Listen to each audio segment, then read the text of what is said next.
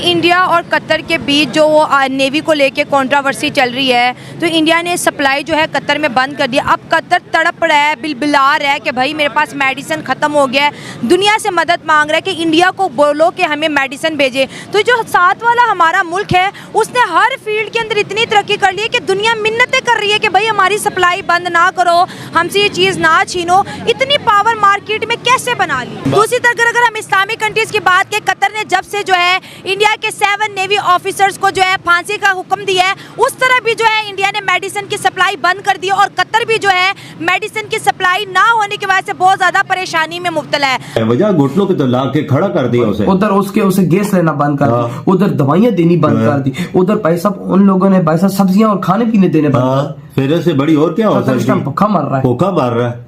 अगर और थोड़ा सा पैर दबाता इंडिया के कदमों में आगे सीधा गिरेगा। दवाइयाँ खत्म हो गई हैं तो भाई ये कतर वाले जो, अगर इनको पता था कि ये दवाइयाँ इनको भारत से ही मिलती हैं, भारत से ही मंगाते हैं और अल्टरनेटिव सप्लाई, उनको सप्लाई चेन करने में टाइम लगेगा, तो ये क्यों कहा किया भाई?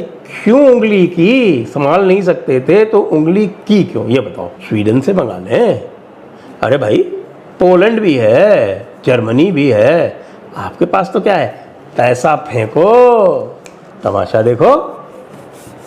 लेकिन कतर वाले भूल गए कि हर चीज़ पैसे से नहीं खरीदी जाती। जब से हमारी इंडिया के साथ ट्रेड खत्म हुई है, पाकिस्तान के अंदर मेडिसिन की जो प्राइसेस है वो बहुत ज़्यादा इंक्रीज हो रही है। दूसरी तरफ अगर हम इस्लामिक कंट्रीज़ की बात करें, कतर ने जब से जो है इंडिया के 7 नेवी ऑफिसर्स को जो है फांसी का हुक्म दिया है, उस तरह भी जो है इंडिया ने मेडिसिन की सप्लाई बंद कर दी और कतर भी जो है मेडिसिन की सप्लाई ना होने की वजह से बहुत ज़्यादा परेशानी में मुब्तला है। आप मेडिकल के स्टूडेंट हैं, आपने बात की, सबसे पहले ये बताएं कि अपनी पाकिस्तान की मेडिकल फील्ड को किस पोजीशन पे देख रहे हैं? मेडिसिन का जो हवाले से है, हमारे पास पहले तो आती थी, इंपोर्ट होती थी। ठीक है, किस किस कंट्री से होती थी? इंडिया से होती थी, फ्रांस से, दूसरे यूके ममालिक से, दूसरे ममालिक से होती थी। लेकिन जब से यानी कि इंपोर्ट बंद हुई है, कोविड के बाद भी आपको पता है मेडिसिन के रेट इतने ऊपर चले गए हैं कि आज के तौर पर मैं पैनाडोल भी खरीदना एक गरीब बंदे के लिए बहुत मुश्किल हो गया। आज लैब्स के अंदर कोई टेस्ट है, CBC, LFT, RFT, वो भी करवाना कोई यानी कोई मज़दूर बंदा नहीं करवा सकता। यानी कि मैं कहता हूँ कि कोई गरीब बंदे के सांस लेने का भी यहाँ पे उसका भी टैक्स देना पड़ता है। ज़्यादातर डिपेंड इंडिया पे क्यों कर रही हैं? इंडिया की वर्थ है वो हमारे लोगों की नहीं है।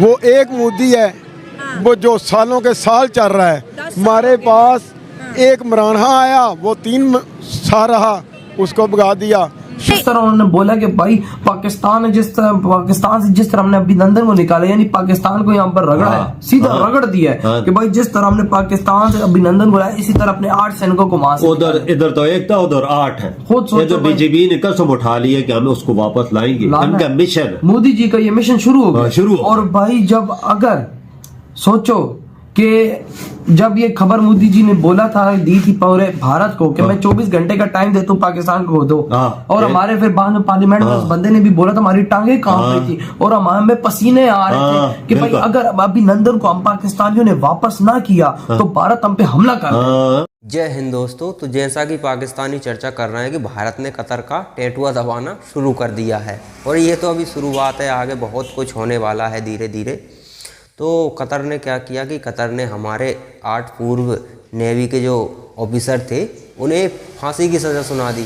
अब हालांकि सुनाई कोर्ट ने है, और कोर्ट कतर की, अब जैसे कि किसी डेमोक्रेसी में देखेंगे आप, तो वहाँ पर कोर्ट सबूत और तथ्यों के आधार पर फैसला लेती हैं। लेकिन जहाँ पर तानाशाही है वहाँ तथ्य सबूत मबूत ये कोई काम मायने नहीं रखते। जो ऊपर से ऑर्डर आ गया तानाशाह का, बस वही उन्हें करना है, क्योंकि तानाशाह के खिलाफ कोई नहीं जा सकता। आप चीन में देखिए, चीन में आम नागरिक तो छोड़िए, तानाशाही है। तो जो मंत्री वगैरह हैं, जो भूतपूर्व मंत्री रहे हैं, वो गायब होते हैं, या तो लौटते ही नहीं, या लौटते हैं तो फिर वो समझ जाते हैं कि अब हमें क्या करना है, उन्हें तबीयत से समझा दिया जाता है। तो तानाशाही जहाँ होती है वहाँ ऐसा ही होता है। तो अदालतें वही करेंगी जो तानाशाह कहते हैं, करना ही पड़ेगा। तो कतर ने ये कांड क्यों करवाया, इसके पीछे कई रीज़न हो सकते हैं, क्योंकि इन्हें गिरफ्तार तो किए हुए लगभग 1 साल से ऊपर हो गया, काफ़ी समय पहले इन्हें गिरफ्तार किया था। तो इनके ऊपर अचानक से फैसला लिया क्यों गया? अब इन्हें गिरफ्तार किया इसलिए गया था क्योंकि भारत में जो लोग कतर से पैसा लेकर कतर का नैरेटिव भारत के अंदर चलाते हैं, उन पे भारत सरकार कार्रवाई कर रही थी। अब उन पे कार्रवाई हो रही थी तो दबाव डालने के लिए इन लोगों को गिरफ्तार किया गया था, लेकिन अभी हमास वाला मैटर आ गया और यहाँ पर भारत ने इजराइल का खुला समर्थन कर दिया। अब भारत पाकिस्तान तो है नहीं, 5वीं दुनिया की सबसे बड़ी अर्थव्यवस्था है, दुनिया की 4थी सबसे ताकतवर सेना हमारे पास है और डिप्लोमेटिक तरीके से देखें तो काफ़ी पावरफुल है। दुनिया का सबसे बड़ा मार्केट भारत है, स्वाभाविक है। तो ऐसा देश किसी का समर्थन करता है तो असर तो होता है। अब जैसा आप अमेरिका का देख लीजिए, अमेरिका ने चारों तरफ से इजराइल की अपनी सेना तैनात कर दी है, कोई भी हमला नहीं कर सकता, तो इजराइल को एक अपर हैंड उससे मिलता है कि नहीं मिलता, तो समर्थन से बहुत अंतर पड़ता है। और ये लोग चाहते थे कि हमास का समर्थन करें। अब बताइए, आतंकी संगठन का समर्थन भारत करे, उस चक्कर में इन्होंने अभी ये कांड कर दिया। वैसे उन्होंने, जब हमने बताया ना कि भारत में उन लोगों पर कार्रवाई हो रही थी जो कतर से पैसा डकार कर और यहाँ पर नैरेटिव चला रहे थे, तो अब उन लोगों पर भारत सरकार ने कार्रवाई की, तो इस चक्कर में ये इन्हें गिरफ्तार किया था उस समय, और आगे जैसे तैसे ये दबाव डाल रहे थे भारत पर। लेकिन ये मामला इजराइल वाला आया तो इन्होंने सोचा कि अभी सजा ही सुना देते हैं कि भारत पर दबाव यहीं डाल दें।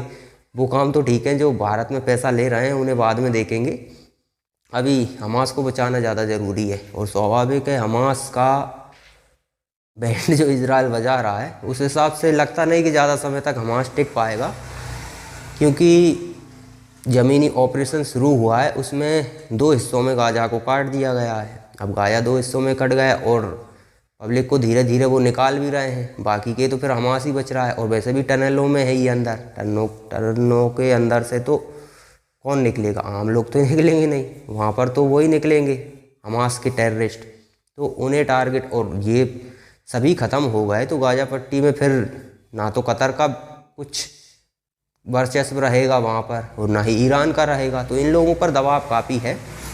हालांकि ईरान भारत से संबंध नहीं बिगाड़ना चाहता, क्योंकि वो अभी अमेरिका के सैंक्शंस के दबाव में थोड़ी आर्थिक स्थिति खराब है, तो वो थोड़ा इस तरह की घटनाएं उसने नहीं की हैं। ये कतर के पास पैसा बहुत है, पैसे की कोई कमी नहीं है, लेकिन यहाँ पर कुछ चीज़ें ऐसी हैं जो आप पैसे से नहीं खरीद सकते।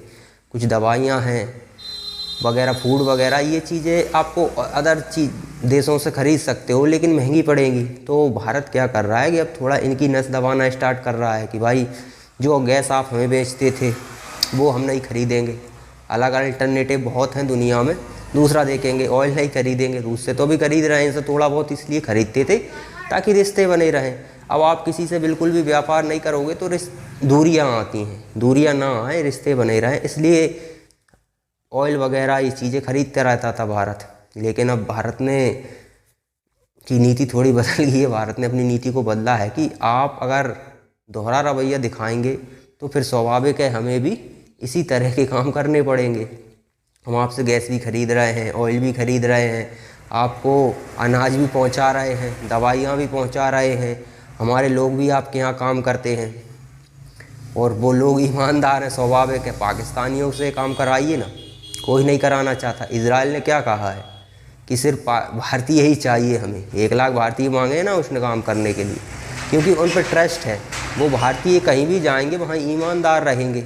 अब ये कतर अगर जो 6 लाख भारतीय हैं उनकी जगह किसी और को भी लेता है तो फिर परेशानी में आना ही आना है। पाकिस्तानियों को लेकर देखो, फिर वो कतर को ही पाकिस्तान बनाएंगे।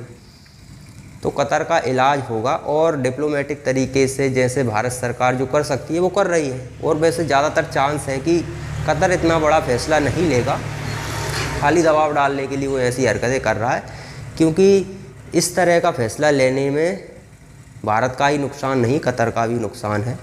इन लोगों को प्लान क्या है कि इस तरह की घटना करके ये लोग जो करंट सरकार है भारत में उस पर दबाव डाल सकते हैं कि लोगों का रिएक्शन इनके खिलाफ चला जाएगा। तो ऐसा नहीं है, लोगों का रिएक्शन खिलाफ नहीं जाएगा और भारत सरकार यहाँ चुप नहीं बैठेगी। अगर आप इस तरह की हरकत कर भी देते हैं, उन ऑफिसर्स को नहीं छोड़ते हैं, तो फिर रिश्ते बहुत ज़्यादा बिगड़ जाएंगे।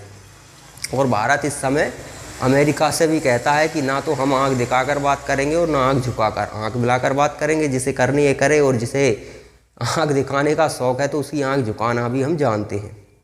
तो कतर का इलाज भारत सरकार करेगी और डिप्लोमेट तरीके से, और अंदर ही अंदर बहुत सी चीज़ें होती रहती हैं जो कि बाहर नहीं आती हैं।